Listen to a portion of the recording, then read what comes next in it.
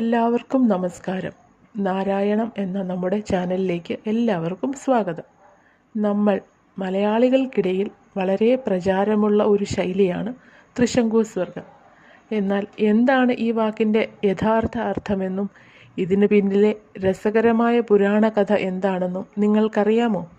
മർത്യശരീരത്തോടെ സ്വർഗത്തിൽ പോകണമെന്ന് ആഗ്രഹിച്ച സത്യവ്രതൻ എന്ന രാജാവിന് എന്ത് സംഭവിച്ചു?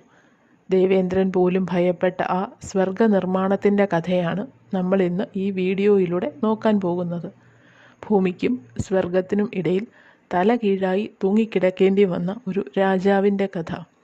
അതാണ് തൃശങ്കുവിൻ്റെ കഥ. നമുക്ക് വീഡിയോയിലേക്ക് കടക്കാം. വിശ്വാമിത്ര മഹർഷിയും ബ്രഹ്മർഷിയായ വസിഷ്ഠനും തമ്മിൽ കടുത്ത ഒരു ശത്രുത നിലനിന്നിരുന്ന ഒരു കാലം.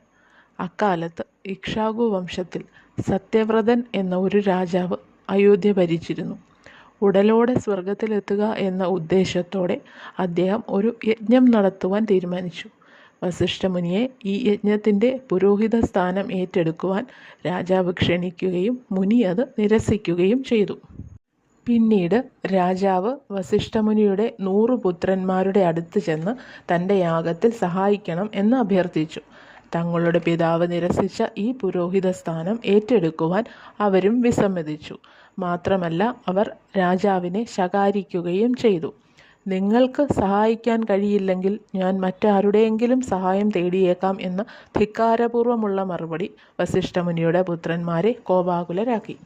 ആ ഋഷിമാർ രാജാവിനെ ശപിക്കുകയും തൽഫലമായി രാജാവ് ഒരു ചണ്ഡാളനായി മാറുകയും ചെയ്തു. തൻ്റെ ആശ്രമത്തിലെത്തിയ ചണ്ഡാളനായി മാറിയ രാജാവിനെ വിശ്വാമിത്രൻ അനുകമ്പയോടുകൂടി സ്വാഗതം ചെയ്തു. വസിഷ്ഠമുനിയുടെ പുത്രന്മാരാൽ രാജാവ് ശപിക്കപ്പെട്ട കഥ കേട്ടപ്പോൾ രാജാവിനെ സഹായിക്കാമെന്ന് വിശ്വാമിത്രൻ രാജാവിന് വാക്ക് നൽകി. ഇതുമാത്രമല്ല, യാഗത്തിൽ ഭാഗമാകില്ല എന്നറിയിച്ച വസിഷ്ഠപുത്രന്മാരെ ശപിച്ച് ഭസ്മമാക്കുകയും തുടർന്ന് വരുന്ന 700 ജന്മങ്ങൾ ചണ്ഡാളന്മാരായി ജീവിക്കട്ടെ എന്നും ശപിച്ചു. യാഗശാലയിൽ കൂടെയുണ്ടായിരുന്ന ബ്രാഹ്മണരോട് യാഗം നടത്തുവാൻ വിശ്വാമിത്രൻ അഭ്യർത്ഥിച്ചു. ശാപത്തെ ഭയന്ന് അവരെല്ലാം സമ്മതിക്കുകയും യാഗം തുടങ്ങുകയും ചെയ്തു. വിശ്വാമിത്രൻ്റെ മന്ത്രശക്തിയാൽ തന്നെ രാജാവ് തൻ്റെ മനുഷ്യ ശരീരത്തോടുകൂടി സ്വർഗത്തിലേക്ക് ഉയരുവാൻ തുടങ്ങി. ഈ രാജാവിനാകട്ടെ സ്വർഗത്തിലേക്ക് പ്രവേശിക്കുവാനുള്ള സുകൃതവും ഉണ്ടായിരുന്നില്ല. ഇതിൽ കോപാകുലനായ ഇന്ദ്രൻ രാജാവിനെ ഭൂമിയിലേക്ക് തലകുത്തി വീഴുവാനായി തിരിച്ചയച്ചു. ഇപ്പോൾ രാജാവാകട്ടെ ഭൂമിയിലുമില്ല സ്വർഗത്തിലുമില്ല എന്നൊരു അവസ്ഥയിലാണ്. നിലവിളിച്ചുകൊണ്ട് ഭൂമിയിലേക്ക് വരുന്ന രാജാവിൻ്റെ രക്ഷയ്ക്കായി വിശ്വാമിത്രനാകട്ടെ മറ്റൊരു സ്വർഗലോകം സൃഷ്ടിച്ചു കൊടുത്തു.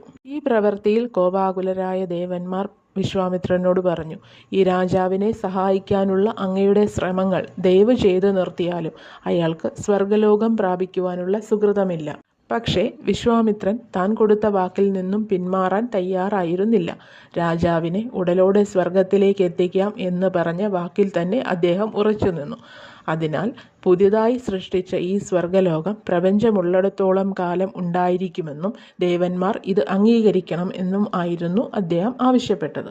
അവസാനം ദേവന്മാർ ഇത് അംഗീകരിച്ചു. അങ്ങനെ രാജാവ് ആകാശത്ത് തലകീഴായി വസിച്ചു. ഭൂമിയിലും സ്വർഗത്തിനും ഇടയ്ക്കുള്ള ഒരു സ്ഥലം, അതായത് തൃശങ്കു സ്വർഗം. വിശ്വാമിത്രൻ്റെ അനുഗ്രഹത്താൽ നക്ഷത്രങ്ങൾക്കിടയിൽ ജ്വലിച്ചുകൊണ്ട് അദ്ദേഹം സ്വർഗീയ സുഖങ്ങൾ അനുഭവിച്ചു പോന്നു. ഈ ചെറിയ വീഡിയോ ഇഷ്ടമായെങ്കിൽ ഷെയർ ചെയ്യുക, ചാനൽ സബ്സ്ക്രൈബ് ചെയ്യുക. അടുത്ത വീഡിയോയിൽ മറ്റൊരു കഥയുമായി കാണാം. ഹരേ കൃഷ്ണ.